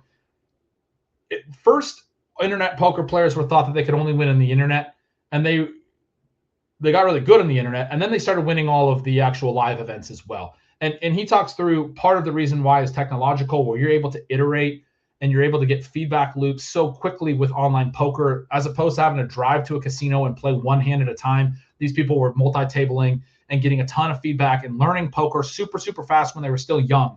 And so they were developing the same amount of hands played experience as some of the longtime 40-year pros in just multiple years, 2 to 3 years, just a couple of years. And then they had an advantage over them once they had the experience of how to play all these different hands and that feedback that is sort of necessary, that they were still very young. And so there's two different types of knowledge, and he talks about this. There's processing speed and reasoning, and these things peak when you're in your 20s, and they go downhill the rest of your life. And then there's like knowledge and wisdom, and those things can accumulate over the course of your life. And so some of these older coaches, they have that. They have the wisdom, they have the knowledge, all that stuff. That's their advantage. This is a job that requires quick answers. You're always under time pressure. You and I were talking about this before the show, and you were talking about how challenging it is just to get play calls in. You have 40 seconds. And to figure out all the things that you wanted to accomplish in your plan, the plays you wanted to call, the setup plays later in the game, the plays you want to call in these situations. You've done all this preparation, but you still have to make the decisions and how you want to sequence things in game in a way that is not easy with the amount of time you have under your belt. Within drives, in between drives, you still don't have that much time, especially when you're like a play caller head coach who's also trying to watch the other side of the ball a little bit. You're doing a little bit in between drives, but you don't have a ton of time. But even between weeks, Shawn, like this stuff has to iterate throughout a season. We have a 17-game season. This is one of the big things about having different answers now, like what the Rams did for a period in the middle of their season where they went particularly 13 heavy, and then they went back to it and stuff. But they went really heavy. I think it was like week 9, 10, 11, 12, something in there with the 13 personnel for a stretch, and then kind of went back away from it a little bit. But that ability to evolve within a season, have different answers, and continuing to evolve and iterate. It's not just installing an offense in August and running it for a season through to the Super Bowl. You need to make changes constantly throughout a year. And so you're under time pressure each week to learn, to self-scout, to understand what defenses are seeing from you or offenses are seeing from you if you're a defensive coach, what rules they think they can break of yours, and how do you change your rules in advance and then catch them off guard, right? This idea of disguise and aggression, right? That's what coaches are doing now. This whole concept of processing speed and reasoning and those things. I do think when we're seeing these younger coaches in the NFL, it is a tacit admission from the NFL that there's been this shock to the system, kind of like the poker boom, kind of like the financial boom or collapse that I was talking about. And some of these older coaches that have this wealth of experience, people are saying what employers were saying to me around 2010, which was, you learned about an old world. We're in a new world. This is a thing where we want to prioritize the processing speed and what we see as the intelligence and the scheme, X's and O's expertise, that ability to iterate, and maybe the stamina, the work ethic of a young, energetic coach. Now, again, that doesn't mean that every one of these young coaches is going to be good. Ultimately, some of them may just be, A, destined to be bad old coaches someday, but they got an earlier job too early, so B, too young to have even the experience, and they're maybe going to be some of the worst coaches in the league in some cases. But I do think one of the things we will see is the successful coaches being the ones that iterate, that are unique in that way, which we saw. Sean McVay is still that guy. He's gotten a little bit older, right? We saw from Mike McDonald and Clint Kubiak. I think you could argue we saw from Josh McDaniels and those guys, although to a degree, as we talked about, some of it probably was the easier schedule and them just being conservative in the face of the easier schedule. But I will say for the other team that was in the AFC Conference Championship, Sean Payton, an older coach who's a good example of the point that not every young coach is going to be great and every old coach is going to be bad, because Sean Payton's whole system is the same concept of having different answers. They drive me nuts in fantasy because they never compile routes in simple volume the way that I want to see, because he's always got so many different packages and different concepts of how he wants to use every receiver down. I mean, his fifth receiver is running 25% of the routes, which is never happening on other offenses that are mostly using the same core three receivers. And his third tight end is getting out there and running routes, and he's rotating so many looks that he's giving you. And he's been doing that for a long time. The way that I talked about Sean Payton's sort of second wind in Denver has always been that I think the way that he coached and the things he did well, the sport came to him. The way that it evolved, it required his type of coaching. And so he's an older coach that's going to be an exception to the rule in my mind. And he's somebody who iterates and does all these different things and has different answers. But that's what I think the lesson is from these young coaches. I don't know which ones of them, Shawn, are going to be great. I think I'm excited about Declan Doyle, the youngest of all of them, going to the Ravens. having worked under Ben Johnson with the Bears last year. He sounds like a really sharp guy. I'm probably a little bit more skeptical of like David Blau going to the Commanders at age 30, having basically no resume, as you said. I mean, he was a backup quarterback in the NFL like 3 seasons ago. Sean Mannion, similar, gets the Eagles OC job, was a backup just a few seasons ago. And those were later hires in the cycle. The Eagles, it seemed like a lot of people did not actually want to come and work for them. They had some rumors, they had some interviews, and those people went other directions. And then we got the offensive, the offensive line coach, Jeff Southland or whatever it is, decided to leave. And basically there was some rumors that he and Nick Sirianni, that they had kind of disrespected him and whatever. And so you get into this concern of maybe there's not a good structure there. Maybe the Eagles are destined for another tough season, and then the firing of Nick Sirianni at the end of it.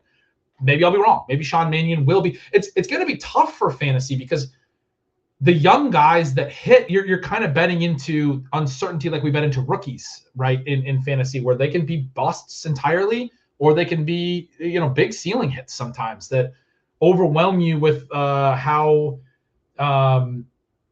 innovative and quickly how quickly they were able to grasp some of these things, even though they had never shown anything before. And so you would think the fact that these guys interviewed well and got these hires and those types of things speak to that possibility as well. The whole thing, very, very tricky, very interesting. And it's not just these new hires, by the way. You have, like, for the Jaguars under Liam Cohen, Grant Udinsky is 30 years old, and he got an interview with the Browns. He stayed with the Jags. He was already with the Jags last year, but he's their OC. Nate Scheelhaas was the passing game coordinator. He's 35 for the Rams. LaFleur now gets the job with Arizona. He was like the OC, and Scheelhaas was the passing game coordinator or something. Now I think Scheelhaas is going to get sort of promoted into more responsibility, it seems like, there. Davis Webb was the QB coach for the Broncos. They went ahead and fired their OC and promoted Webb to OC to keep him because he was getting all the way up to head coaching job interviews as well. So you get these teams proactively, and then you get the other teams that are hiring Nathaniel Hackett, like you said. I mean, and hiring Matt Nagy and some of those choices. And so we're at a crossroads. We're at an evolution point, but I do think the trends are clear, and it's a very fascinating thing.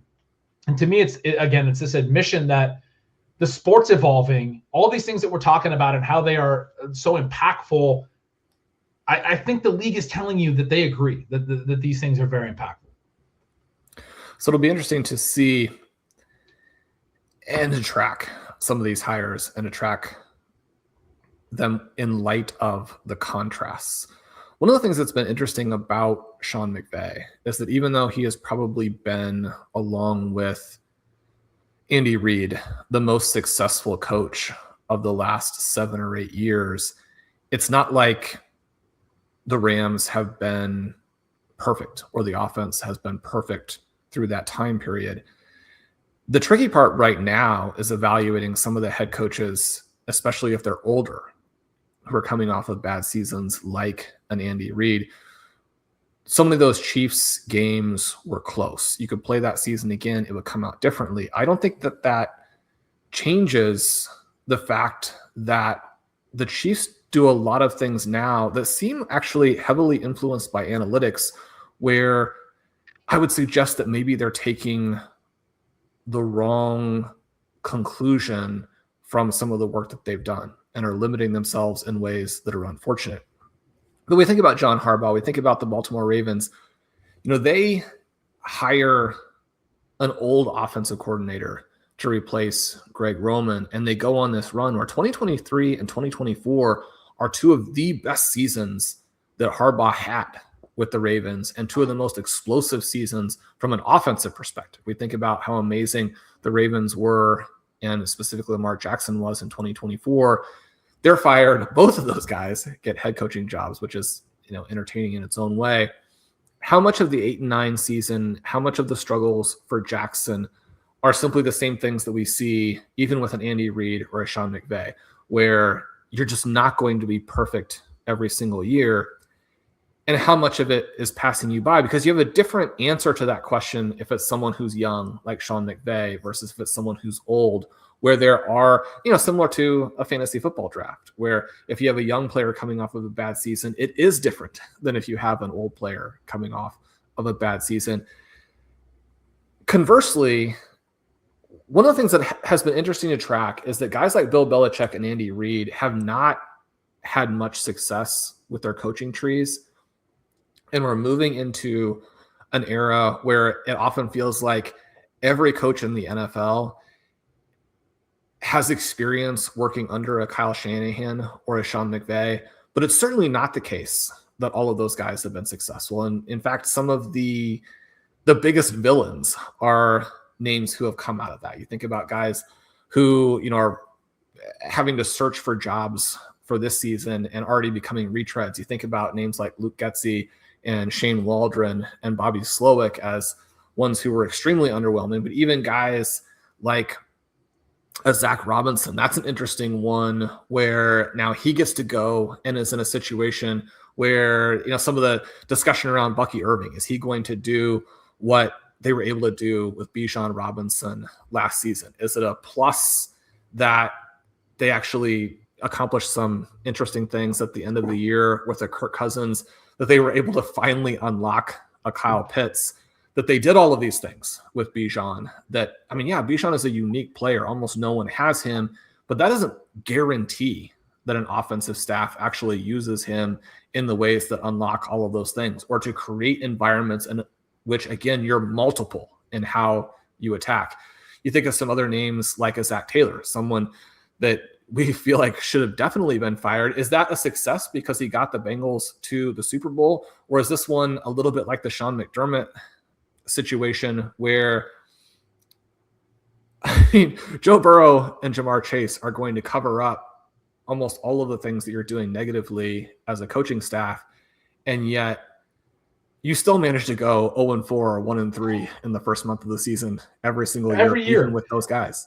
If we entered the season again last season, and I told you one AFC North head coach would still be the head coach in 2026, and the other three would be fired,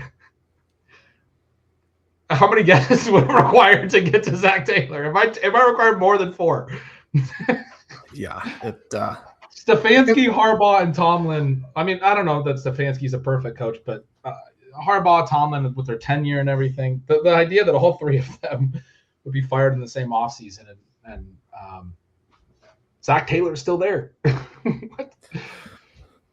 So even the one that's kind of interesting, again, because the Packers are actually extremely controversial for a team that's pretty loaded from a talent perspective, that has won a bunch of games, that has been very consistent, that has things like a QB at the top of the NFL and EPA per play.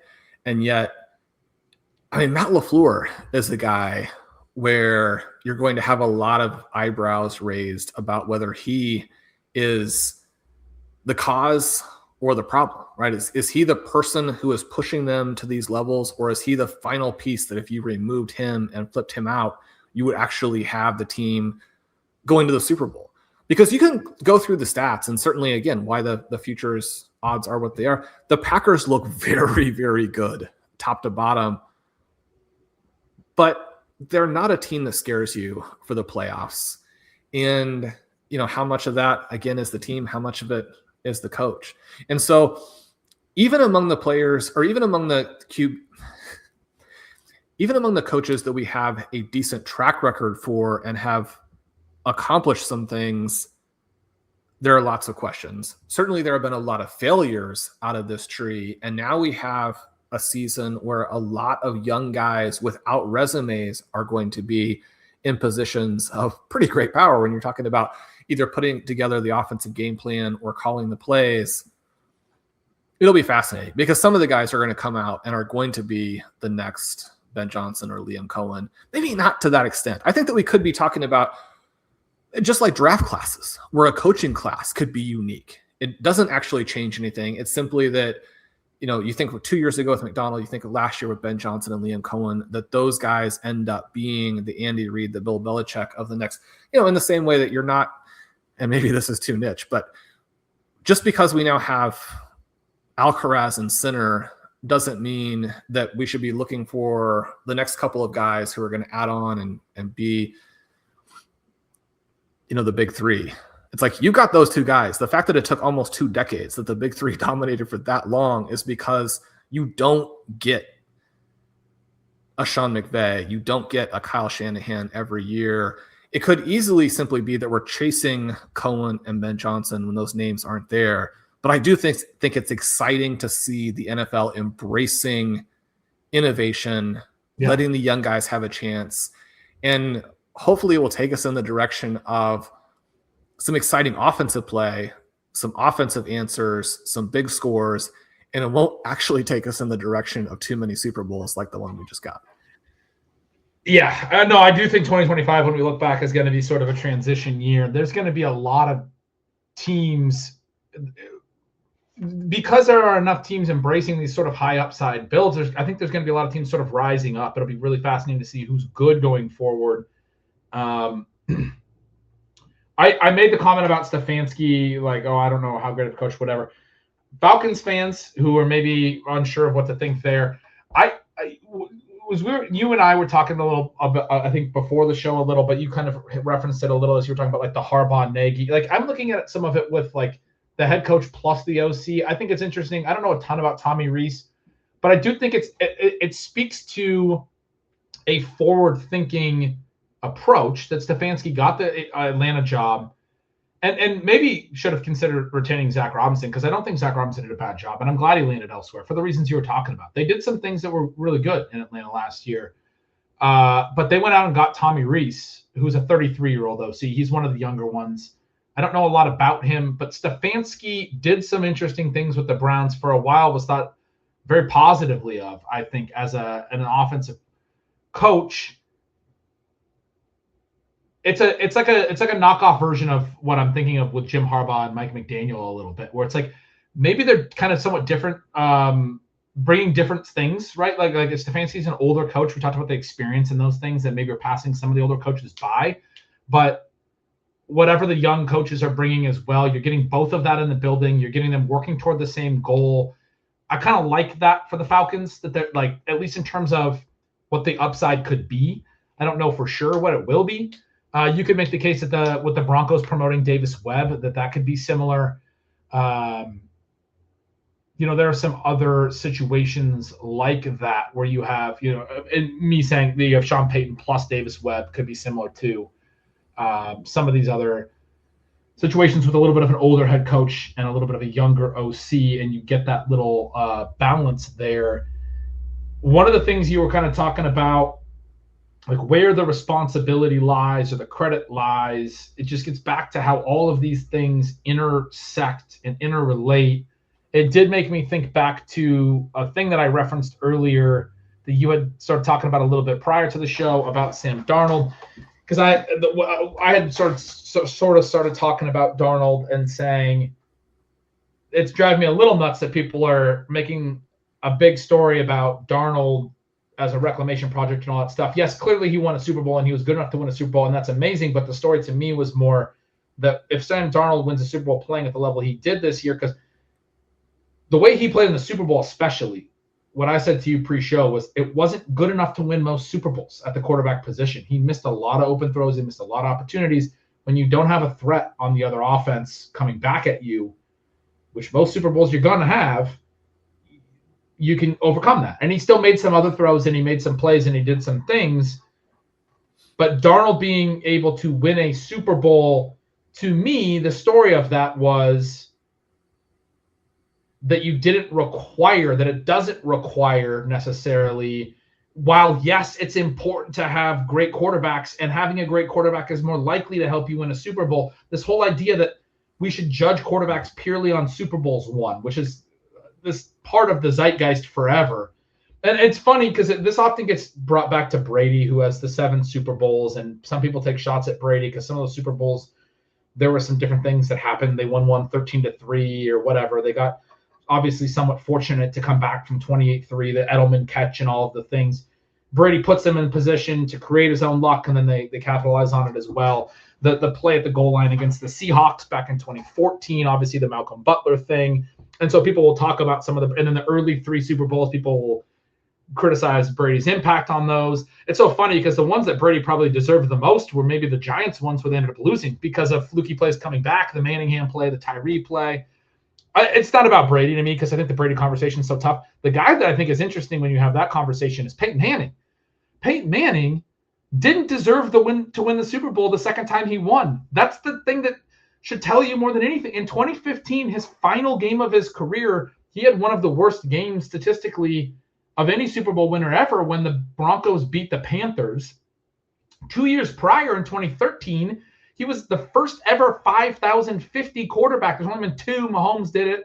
5,000 passing yards, 50 TDs. Legendary 2013 season. Wasn't enough. They got all the way to the Super Bowl, and the Seahawks beat the Broncos in 2013. 2 years later, Manning's a shell of himself, ends up retiring at the end of the year, and the Broncos defense and everything around them was enough, and he's doing enough understanding game situations and managing that they're able to get all the way there and win a Super Bowl where he doesn't even really do a ton. Von Miller is the MVP of that game. Peyton Manning has 2 Super Bowls. I would argue he deserved more, and I would also argue he didn't deserve one of the 2 that he won. And so you get to this point of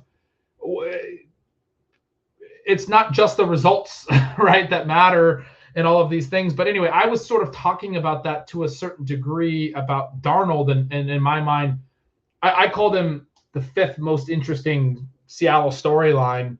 I think McDonald's more interesting. I think Kubiak's more interesting. I think the schematic stuff, the defense, so many of the defensive pieces are so interesting. I mean, Darnold's down that. JSN is the most interesting offensive piece, both because of what he was able to do and what he was able to do for the other players. You referenced that Mina Kimes stat. I don't know the exact stat. I heard it on a pod, but she had made reference to when JSN was out in a route that the other Seahawks players averaged about double the separation of the league average. And so JSN's pulling so many defenders that the other guys are getting massive. They're getting one-on-ones everywhere, right? They're getting open. They're getting separation. Some of that's probably going back to Clint Kubiak as well, right? And McDonald and the scheme and creating open throws for Sam Darnold, which gets back to how funny it was that for most of the year, Sam Darnold couldn't seem to complete a pass to anyone but JSN. And halfway through the year on Stealing Bananas, we're like, Sam Darnold can't complete like the only guy he can complete a pass to is JSN, who had like a 4+ yards per route run, and everyone was talking about Sam Darnold as being in the MVP conversation, or maybe not everyone was talking about that, but they were talking about how good he looked on a per attempt basis, and it was purely JSN at that point, whose numbers were just obscene. And at a point, you talked about JSN as an MVP candidate, and have maintained that, and I've agreed with you. I think it was a great call that you dropped on Stealing Bananas at some point, week 12 or 13 or 14 or something. But Darnold, leads the NFL in giveaways throughout the year, also does a lot right, doesn't give the ball away in the playoffs. What I thought was fascinating is going into the Super Bowl, people pointed out that he had not given the ball away for 3 straight games, and that's when he really played his best ball, weeks 18, then the division round, and then the conference championship. What I thought was fascinating is he fumbled in 2 of those games. There was one game where he didn't either, they just recovered him, so he didn't turn the ball over. There was one game where he didn't either fumble or throw a pick. It was the Niners game that they blew out the Niners. That was the only game in his final 8 games leading into the Super Bowl where he didn't do one of those 2 things. In his, whatever it was, 19 games leading into the Super Bowl, he had 4 all year where he didn't either throw a pick or fumble. And I'm trying to remember if he did that in the Super Bowl.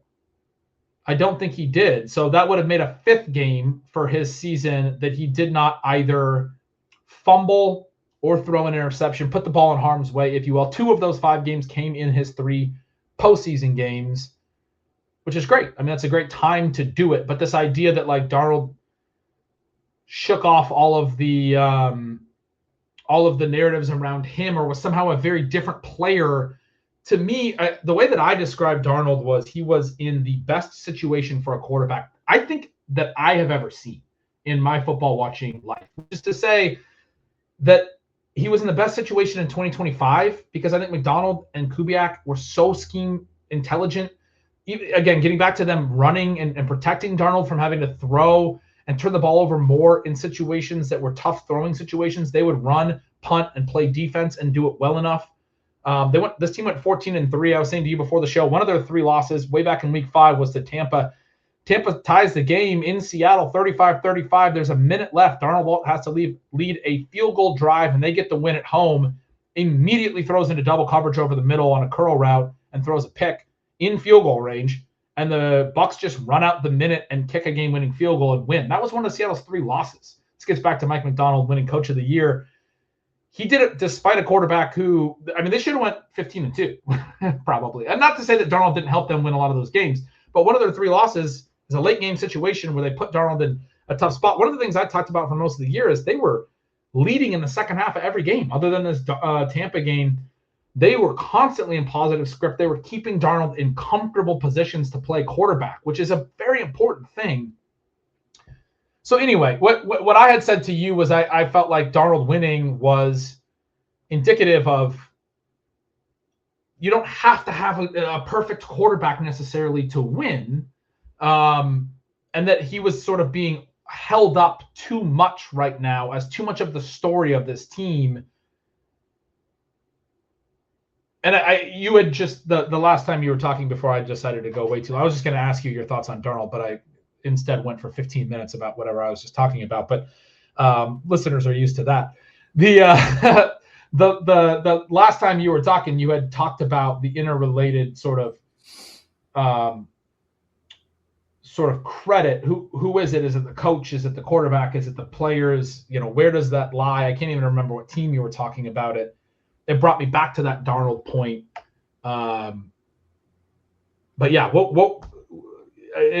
assuming I didn't step on the logic too much, what were your thoughts on Darnold winning the Super Bowl? Well, the main thing I was thinking there is just, again, how do you win? And what should teams be trying to do moving forward?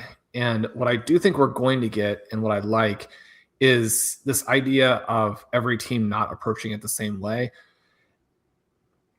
It only makes sense that teams that are not successful are chasing what the successful teams do. But I think you want to chase within the range of what your personnel is, what the strengths of your coaches are, and do those things well. Because we wouldn't have necessarily said that teams like the Patriots and Seahawks coming into this season, that these are going to be the types of teams that get you into the Super Bowl. And, the track record of some of these teams that have been there in many ways are quite a bit different. We also think about how reasonable is it to expect them to get back, and again, what you should chase. Because as you were describing this whole thing with Darnold, the main thought for me is that the Seahawks and the Houston Texans are very, very similar teams, and yet they're probably not perceived as being as similar as they are, and the Texans are probably not perceived to be at that same level. Now, whether there's some unfairness in how DeMeco Ryans is looked at, for whatever reason, certainly when you have some of the controversy over the dirty plays in 2024, that's not going to necessarily help you.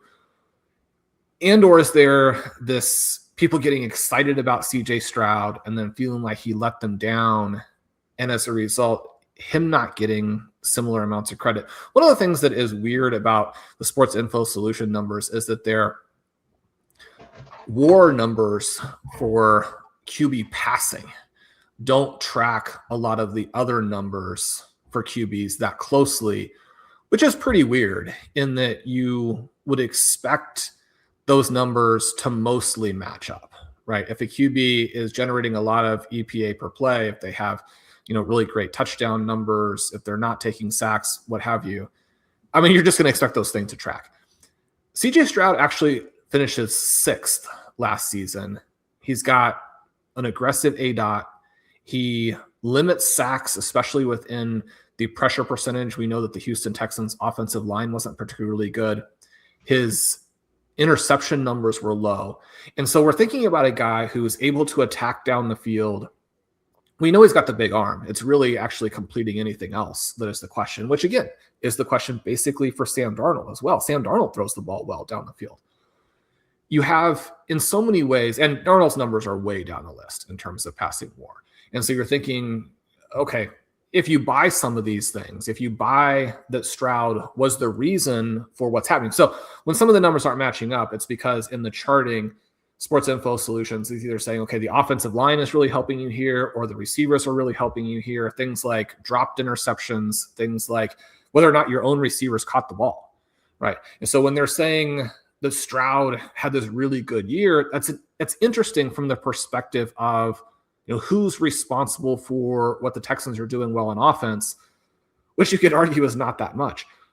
But again, it goes back to this idea, for me at least, of multiple ways to win. We know that the Seahawks looked much better than the Patriots in the Super Bowl, whereas the Patriots were able to get through the Texans at home in the snow. But that's a weird game, right? And we're thinking about who you should chase, but also who's going to be good next season. It matters that you have a road game in bad conditions. And then it's this interesting question of what were the choices that the Texans made? Certainly deciding to lean on CJ Stroud in that game didn't work. But what were your options? Because Nico Collins is out in that game. I wasn't sure that it was going to make a huge impact, but it made a huge impact, right? The other problem that you have is you've got Woody Marks instead of Kenneth Walker, and Woody Marks carried 14 times for 17 yards. So if we think of multiple ways to win, the Seahawks having a Kenneth Walker, and for much of the year having Walker and Charbonnet was able to do some downhill types of things that, well, again, you don't get with Woody Marks, and also you didn't always get with Kenneth Walker. And it's also interesting, I think, that there was good and bad about Nick Caley. Again, another one of these people out of the Rams tree. But we're thinking about 2026 and who would you chase and who's going to win, especially when you consider how brutal the Texans schedule was. The Texans schedule was impossible.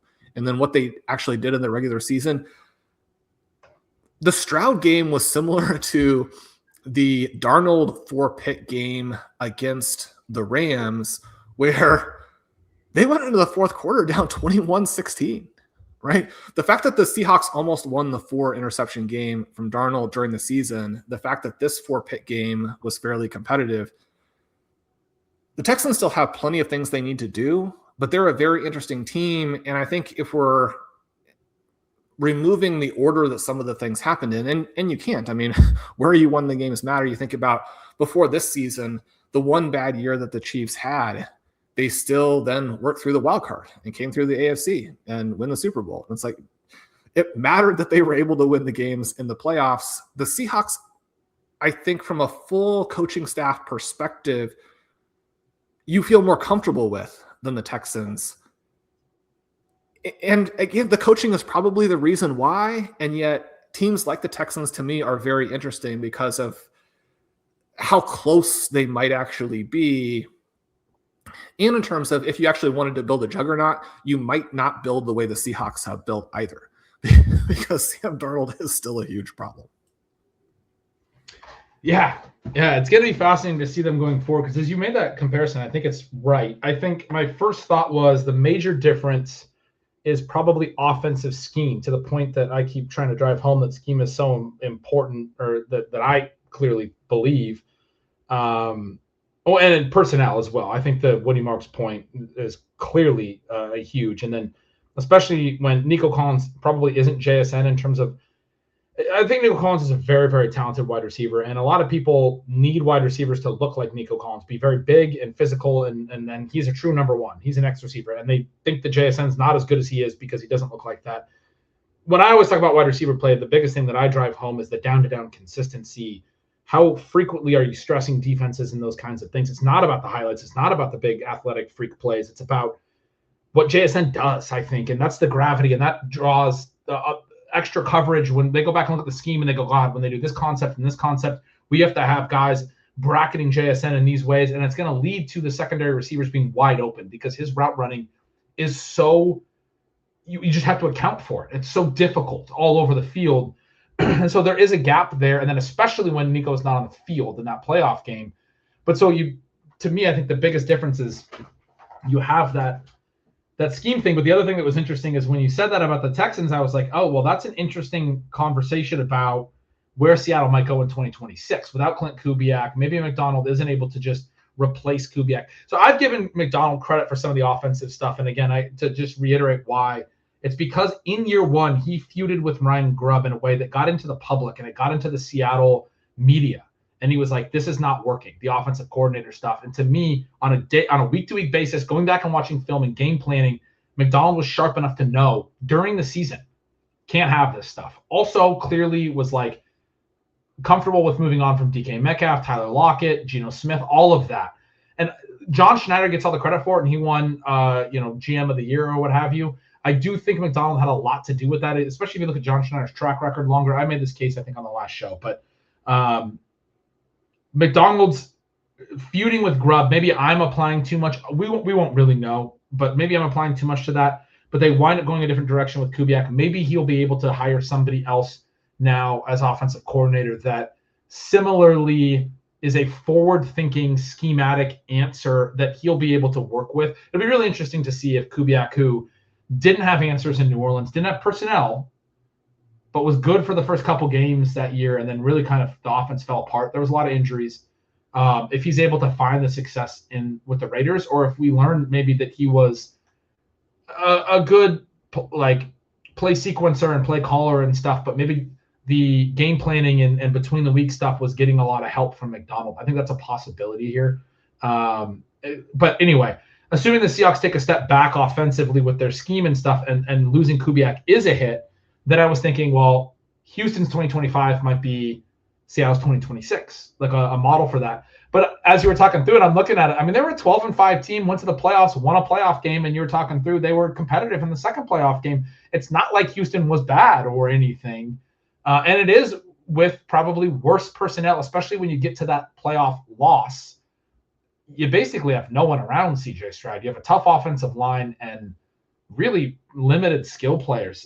Some of the young guys probably are going to be good. I think Jaden Higgins we like, but didn't do enough to develop him in season. Didn't ever really run him full routes to throw him out there then in a road playoff game and expect him to be a superstar. But also I wanted to ask you about that game as well. At some point, we had never really gotten into it, but I saw some stuff. I wasn't watching that game live in the first half, and I happened to open Twitter on my phone wherever I was with my kids or something. I remember I was with them, and I was like, oh crap, I forgot I'm watching that game later. I got a spoiler. But what I saw on my phone was put in Drake, or not Drake. I was going to say Drake May. Davis Mills, a different DM initials. Put in Davis Mills. They got to take Stroud out or whatever. And so this is one of these fascinating things where I go into the game thinking, oh God, Stroud must have been horrible. And I watched the beginning of the game, and his first interception is a ball he's trying to throw away over Christian Kirk, and Carlton Davis tracks it down and barely gets a knee in bounds. It's a really nice play. It's a ball that he wanted back, but it wasn't like a bad throw where he was targeting a receiver. He just didn't throw away a throwaway far enough. It's a mental mistake, but it's not so much a bad read or something else. And it seemed like Davis probably shouldn't have been able to get his knee in, but he made a really great play. That play also was it pinned New England down inside the 20. It was deep in. It was a first down interception. You don't want that. But it pinned him down inside the 20. Then he threw a touchdown. So the Patriots fumble right away. He threw a touchdown to Christian Kirk right after that I thought was a great ball. I was like, man, they were talking about pulling this guy. We're early in the second quarter, and he just threw a really nice touchdown. He's working without Nico Collins. I thought through the first quarter, his only interception in that touchdown, Stroud was playing okay. And then as I got into the second quarter, I got to the point where, okay, he throws the pick six. He throws two more interceptions in the second quarter. This is when people were like, he's throwing 4 picks, put in Davis Mills. And I get it. You can't throw 4 interceptions, but I think there was at least one more that went off Xavier. There was a slant, and you're throwing to Xavier Hutchinson. And you can see that you're throwing to Xavier Hutchinson because he stumbles and isn't able to really get to it. It's a little bit of a high throw. He probably wants it back, hits off his hands, deflects over the middle, goes for an interception. I'm like, man, a more talented wide receiver doesn't deflect that ball up over the middle. It wasn't a perfectly on target throw. It was too high. But if you're not throwing the ball to Xavier Hutchinson in that spot, because that's who the Texans have developed and have run all these routes to all season for whatever reason, a guy who came into the year with 20 catches through his first 2 years, had 35 this year, and really never earned them. The playing time for Xavier Hutchinson never made sense to me, and how it blocked Jaden Higgins. It blocked somewhat, non-directly Jalen Noel, which obviously is more about the slot role and Christian Kirk and whatever. But you had enough receivers that you should not have been getting reps for Xavier Hutchinson. At any rate, a ball goes off his hands for an interception. I think the other 2 interceptions in the second quarter were also targeting Xavier Hutchinson. Yeah, you can put it on CJ Stroud, but he's throwing the ball to players that are not good. And some of that, maybe he should be taking sacks. I don't know, but I thought it was a fascinating thing about the way that CJ Stroud's final game of the year is going to go down is as if he absolutely melted down, through 4 picks in the first half, etc. And yet it was a weather game. And as you said, it was a game where that aggressiveness, that was their whole game plan, like you said. Even though they threw 4 picks and one of them was a pick 6, they were only down by 5 at the end of 3 quarters because they continued to push. And that was despite having to settle for field goals. They had 4 scoring drives, but settled for field goals on 3 of them up to that point. If they had been able to punch in some touchdowns a little bit better, they could have been leading that game. They were moving the ball in addition to all of the interceptions. It's sort of the case that I would make. Patriots turned it over a few times as well. There ended up being 8 turnovers in that game. And so that helped the Texans a little bit. I say moving the ball. Both teams had very similar total yardage, 241, 248. Those are not good numbers. It wasn't like the Texans were good offensively by any means. And Stroud went 20 for 47. So I'm certainly that's why I started this by saying I was coming at it from a perspective that Stroud had completely melted down. And then I was a little bit more understanding of that game. But anyway, that was just sort of a tangent about how Stroud's season ended and the Texans season ended. I think he did struggle in the relation to the situation he was in that you discussed, that without Nico Collins, it was clear that Nico Collins was not on that field, who he was throwing to. Xavier Hutchinson's line in that game, by the way, led the team with 13 targets, 4 catches for 44 yards. That's the guy that Jaden Higgins had 10 targets, 6 for 59. But that's the guy that they were kind of building things around a little bit, was Xavier Hutchinson. It didn't work. And yet, the difference between the Texans and the Seahawks you're talking about, I'm getting too nuanced into the Texans. The point that you made that was so great, and we do got to probably wrap up pretty soon, but the point that you made that was so great, and now I'm talking a little bit about the Texans specifics, but it was about these different teams coaching and playing things based on their individual rosters and how they should play it. There's 32 teams, and I love that. That's where we're going. That's what this sport is becoming. That's why the league is so fun to analyze. That's why I love to do the team-by-team breakdowns that I do, even in the off-season, not just in Stealing Signals in season. Like so I've started writing the field tippers piece where I use targets per out run as a foundational stat. And I go team by team as I go through that. And I do that 3 or 4 different ways throughout the off-season. I'll do an off-season Stealing Signals and all of these things.